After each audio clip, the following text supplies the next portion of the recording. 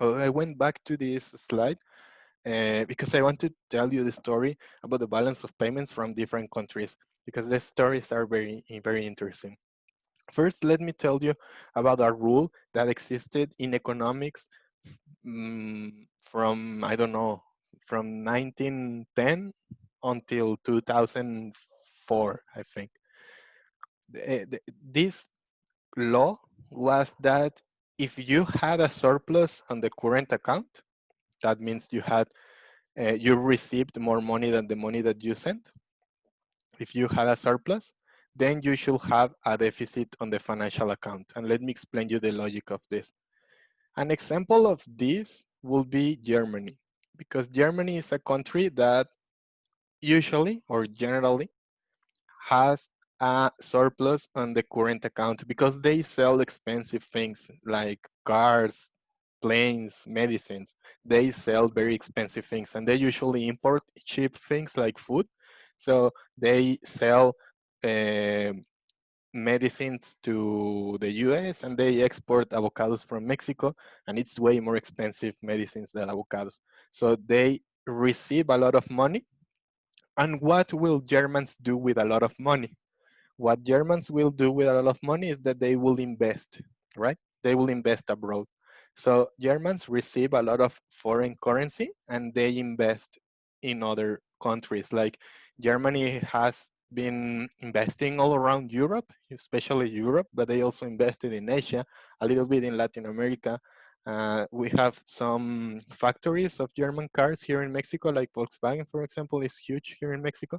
But we have a lot of investment from Germany because it's a country that generally invests in other countries because they export a lot. So they have enough money so they can export.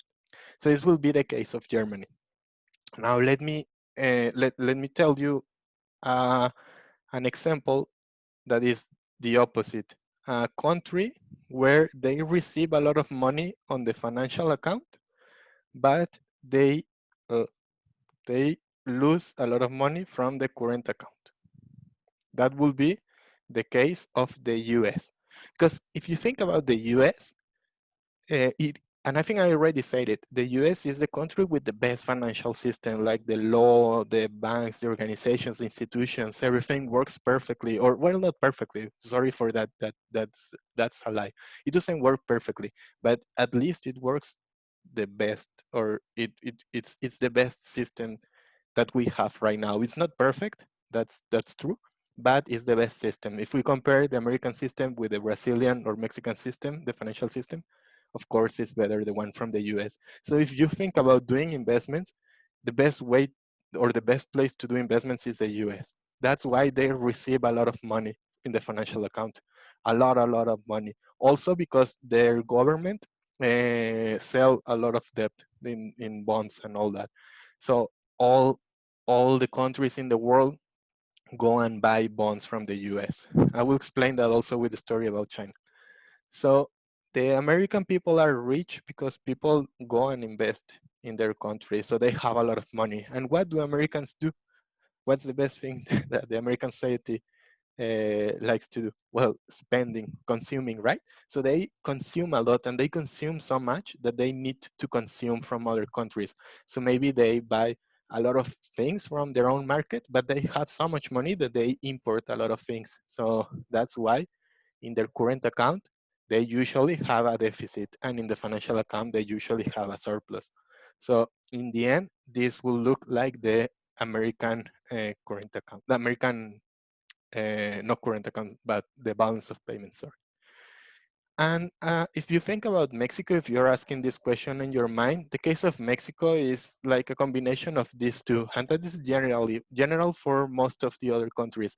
Germany and the US are quite a good example of something that keeps happening. The Germany usually looks like this, the US usually looks like this, but Mexico is random. It's between this and this. Sometimes we are like this, sometimes we are like this. I think the last year we were like this, and probably this year we are going to be like this. It's that's the way Mexico works sometimes, and it makes sense because sometimes we look like this because we receive a lot of investment to build new factories, for example, because we are a country that mm, builds a lot of things. We are manufacturers. So we might receive a lot of investment in 1 year. And the next year, when we have the factories ready, we export a lot. And then the next year, we receive income, we receive investment, and then we produce more. And the next year, it looks like this. Maybe it's not 1 year and 1 year, but maybe 3 years and 3 years. So that's the case of Mexico. But I want to explain you a very interesting case, which is the case of China. China, sorry, this rule that told you that if you had surplus on one thing and you had deficit on the other account, uh, stopped existing after what happened with China in around 2004, 2005, I think it was the year. Because in China, their current account look like this, because China is a country that exports a lot, and their financial account usually look like this, because the Chinese government needed um,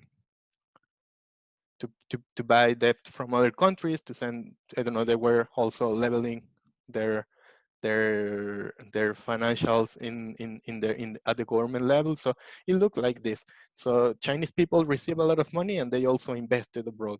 So it's a little bit similar to Germany.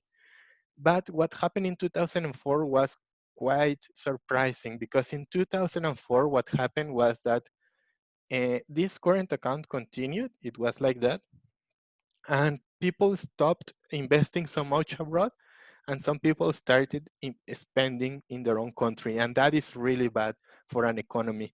If all of a sudden everyone starts becoming richer and richer, like from 1 year to the next year everyone becomes richer, that is really bad, because you don't produce um, as much as people are getting richer. That was the case of Brazil in like 2013, 2014, because the country was doing really well in terms of income. Like a lot of people were getting more income because they received investments from abroad and they were exporting a lot, and there were a lot of tax reliefs, and so there weren't too much taxes in the economy, and even the government was helping you to start a new business, blah blah. But the production didn't increase as much as the income. So in the end, what happened was that people had a lot of money, but there weren't enough goods in the economy. So that means huge inflation. There is so much inflation, or there was so much inflation in Brazil, that I think the Coca-Cola in Sao Paulo was the most expensive Coca-Cola in the world, even more expensive than in Switzerland. So that is really, really bad, because in Brazil, even though that in numbers everyone got more income, in practice it wasn't like that, because only a few people were richer, but a lot of people were poor. So that was very bad, and it's very bad for every country. We call this overheating the economy, when everyone has a lot of money, but there are not enough things to buy. And also, that thing about everyone has a lot of money is not true, because usually poor people are still poor people. So if from one day or 1 year to the next, food costs 10 times more, and they, of course, they are not going to have more money, they will be even poorer. So it's very bad. So in the end, China was worried about this, because they were receiving a lot of money, and they were afraid that the Chinese people would use their money to buy things. So the Chinese government used a trick that was quite a surprise, because no one saw this before this happened. Let me explain you what happened, and for this I need to tell you a story again. So imagine that you are a rich Chinese businessman that just sold a lot of, I don't know, shoes to the US, and you received $100 million because you export a lot of shoes. So you have $100 million. What are you going to do? First, of course, you need to convert the dollars to yuans, because you need to use yuans. So you go to the bank, and in the bank you tell the person in the bank that you want yuans, so you give them the dollars, and the person in the bank is going to say, okay, I can give you the yuans, but before you leave the bank, have you think about the future of your children?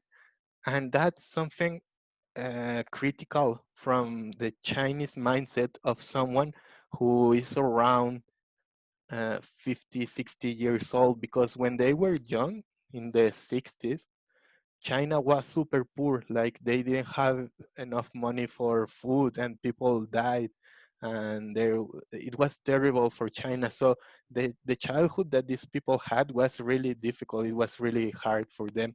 So the person who heard this, the person who is now rich, but when he was young, he was very poor, and he is also relevant because most of these Chinese men are men, because it's also something cultural that usually Chinese business are made between men and all men. So women play a different role. Now it's changing, of course, like everywhere in the world, but slowly.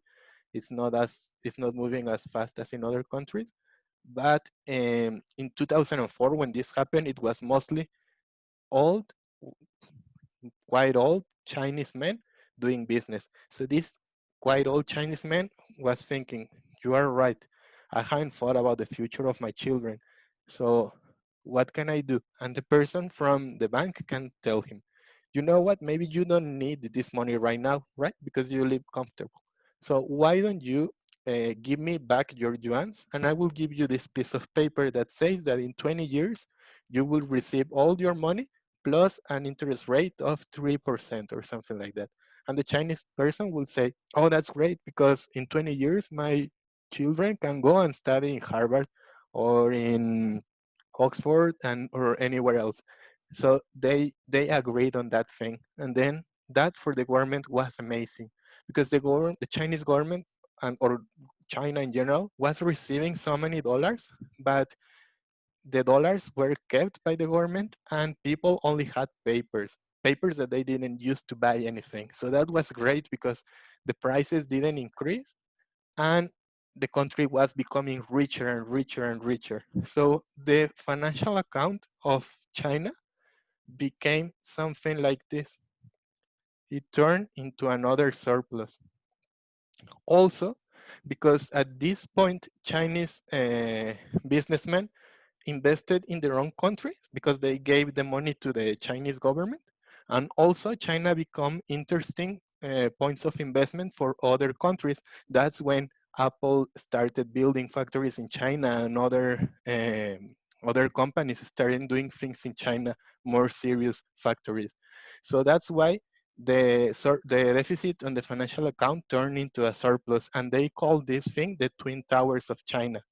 So that's why I think this happened for about 5 or 6 years,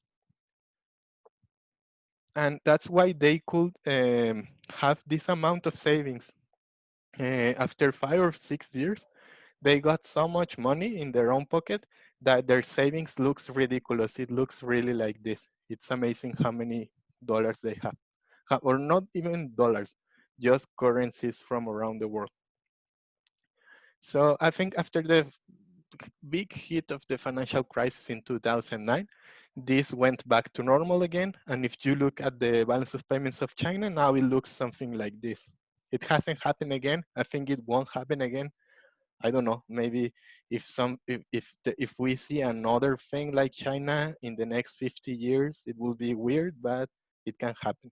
But China is something. This thing about China from becoming so poor in the 60s to becoming a superpower 50 years later, it's surprising. Well, I'm sure that maybe in 50 years we can see something like this, because we also saw the rise of Germany after the war, the rise of Japan after the war. So why not seeing something else? Maybe the rise of Mexico after coronavirus, and then we win the World Cup. That will be great. So it is possible that maybe we can see the rise of a superpower such as China, and then we can rewrite the books about economics. So in the end, that explains why China has so much money. It's crazy. The explanation about Japan is because you remember that in the last class, or in the first class, I told you that the dollars were the most important things because all the currencies were based on dollars. Well, Japan were doing really well during those years, so that's why they held so many dollars. Russia and Saudi Arabia, because of oil, Taiwan more or less that. They also had like a mix of this thing with Japan because they also were doing quite well during that time. And also Taiwan is really close to China, so their economy is really related. South Korea, story similar to Japan. Brazil, oil. India, similar to China. So now I think you can more or less understand why some countries have more reserves than other and how they can use their reserves. Where will you see Argentina? Probably somewhere with a deficit in the reserves because they don't have any money after their failure on the system. I think Argentina is now really coming back from ashes because economically they did really bad in the previous years, and now they are trying to reinvent themselves. It's taking there some time to change their politics and everything, but I think in the end I hope they will do better. And the new government is quite chaotic, so maybe not this government, but maybe the next government. So I think now I just have one last thing to talk about. It will be in the next video. I think it's not that long as this explanation because in this explanation I needed a story. But I think now you understand uh, these things, like some examples about balance of payments and why the balance of payments is important for the economy.